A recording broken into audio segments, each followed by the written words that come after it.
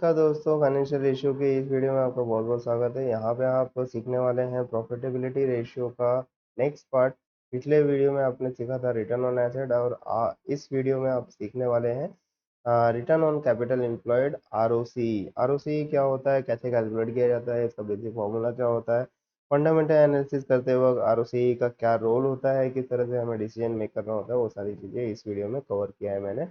तो बेसिकली जैसा कि आप जानते हैं, पिछले वीडियो में आपने देखा था कि रिटर्न ऑन एसेट मैंने कवर किया था। अब यहाँ पे आप देखने वाले हैं रिटर्न ऑन कैपिटल एम्प्लॉयड किस तरह से कैलकुलेट किया जाता है, कहाँ पे ये डेटा आपको देखने मिलेंगे एंड किस तरह से आपको फंडामेंटल एनालिसिस के वक्त रिटर्न ऑन कैपिटल एम्प्लॉयड के बेसिस पे वो अपना डिसीजन मेक करना होता है। कंपनी के लिए अपना व्यू बनाना होता है कि कंपनी अच्छी है या नहीं है, कंपनी में इन्वेस्टमेंट करना चाहिए या नहीं करना चाहिए, वो सारी चीज़ें आपको पता है। ठीक है, तो एंड तक बने रहिएगा, मैं एक एग्जांपल के साथ भी आपको एक्सप्लेन करूंगा। तो यहाँ पे जैसे कि आप देख सकते हैं कि रिटर्न ऑन कैपिटल एम्प्लॉयड कैसे कैलकुलेट करना होता है। बेसिकली इसका जो एक बेसिक फॉर्मूला होता है वो यही है।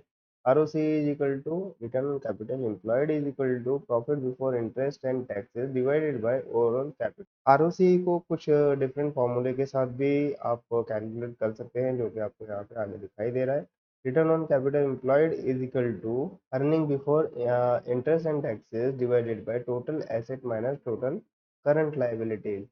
इसका मतलब क्या होता है, इसका मतलब यही होता है overall capital employed is equal to total asset में से टोटल करंट लाइबिलिटीज माइनस कर दो तो आपको ओवरऑल कैपिटल एम्प्लॉयड मिल जाएगा। ठीक है, तो दूसरा फॉर्मूला क्या होता है कि return on capital employed is equal to earning before interest and taxes divided by shareholder equity plus long term liabilities.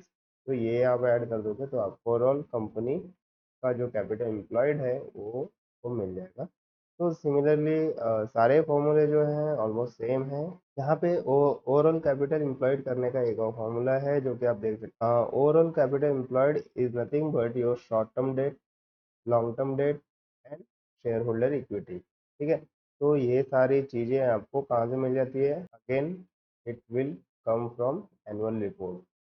ठीक है, एनुअल रिपोर्ट से भी हम निकाल सकते हैं या कंपनी का जो ईयरली ईयरली जो फाइनेंशियल स्टेटमेंट होते हैं वहाँ से भी आपको मिल सकते हैं। ठीक है, जो भी इनकम स्टेटमेंट है एंड बैलेंस शीट है, कैश फ्लो स्टेटमेंट है, तो वो सारी चीज़ें आप एनालाइज करके ये सारे डेटा आपको मिल सकते हैं वहाँ से।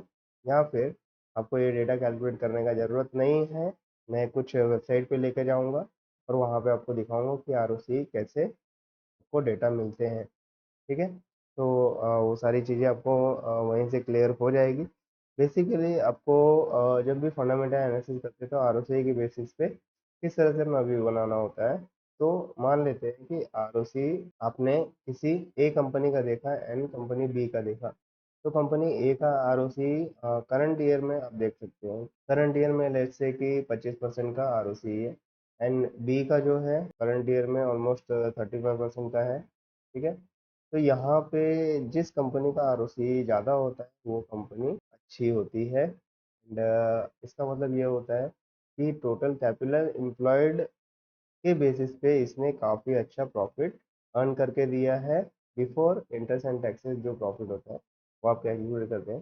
तो जो प्रॉफिटेबिलिटी होती है कंपनी का, वो आपको यहाँ पे समझ में आता है कि जो कैपेबिलिटी है कंपनी की प्रॉफिट जनरेट करने की फ्रॉम इट्स कैपिटल एम्प्लॉयड, जो भी कंपनी ने कैपिटल लगाए हुए हैं उसके बेसिस पे प्रॉफिट जो जनरेट कर रही है, कितनी कैपेबल है कंपनी। तो उसके बेसिस पे आप देख सकते हैं कि अगर ए और बी आपकी पीयर टू पीयर कंपनी है तो इसमें सबसे ज़्यादा अच्छी जिसका होगा that will be good company and that will be preferred as a, या फिर आप इन्वेस्टमेंट करने के लिए ले लो या फिर आप शॉर्ट टर्म ट्रेडिंग के लिए आप अगर उसे चूज कर रहे हैं तो in that basis you can choose that company. ठीक है, तो आई होप ये सारी चीज़ें आपको क्लियर हो गई होंगी।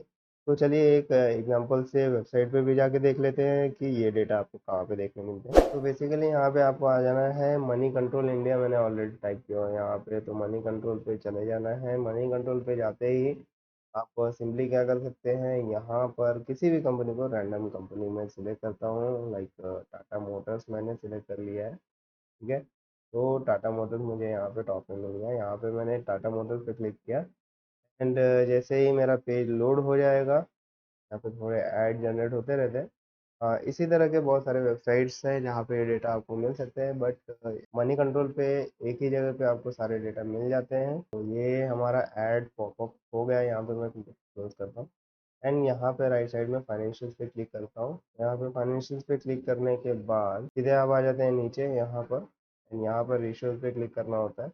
रेशियो पे जैसे आप क्लिक करेंगे तो आपको ये सारे रेशियो दिखाई दे रहे हैं, ठीक है।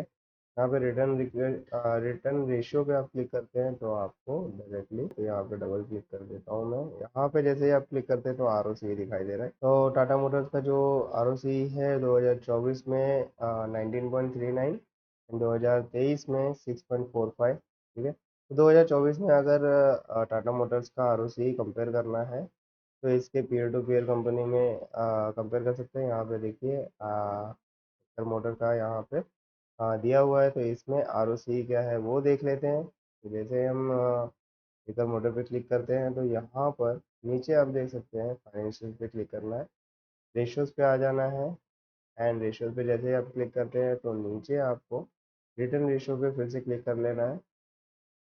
एंड जैसे ही आप रिटर्न रेशियो पे क्लिक करते हैं तो यहाँ पे एक ऐड पॉपअप हो जाता है, इसे आपको इग्नोर कर देना है। क्या करूँ, मनी कंट्रोल वेबसाइट इसीलिए थोड़ा इरिटेटिंग है, लेकिन आप इसे स्क्रीनर डॉट इन पे और अदर वेबसाइट जो है टिकट टिप डॉट इन पे, वहाँ पे भी आप चेक कर सकते हैं।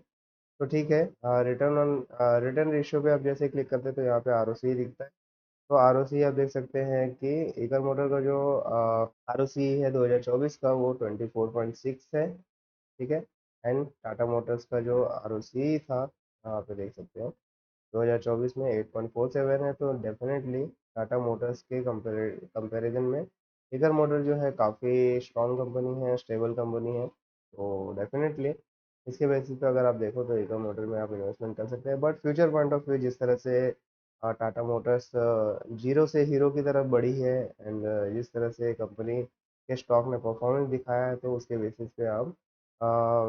बेसिस पे भी आप अपना एक व्यू बना सकते हैं कि लॉन्ग टर्म में इन्वेस्टमेंट अगर करना है तो Tata Motors can be a good option. But अगर करंट डेटा बेसिस पे अगर आप देखें तो ईकर मोटर्स ही आपको चूज़ करना चाहिए। तो इस तरह से आप आरओसी के बेसिस पे अपना व्यू बना सकते हैं कि भैया कौन सी कंपनी अच्छी है, ठीक है। आई होप ये वीडियो आपको अच्छी लगी हो। अगर आपको कोई भी क्वेश्चन है आपके दिमाग में जो आपको समझ में नहीं आया हो तो डेफिनेटली आप हमारे सोशल मीडिया प्लेटफॉर्म पर कनेक्ट हो सकते हैं, या फिर जहाँ पर ये वीडियो देख रहे हैं वहाँ पर अपना कमेंट रख सकते हैं। मैं डेफिनेटली आपको रिप्लाई कर दूंगा। एंड इसी तरह से फाइनेंशियल एजुकेशन बाय मुकेश के साथ बने रहने के लिए बहुत बहुत धन्यवाद। तो मिलते हैं नेक्स्ट वीडियो में नेक्स्ट फाइनेंशियल रेशियोज के साथ। Thank you so much and all the best.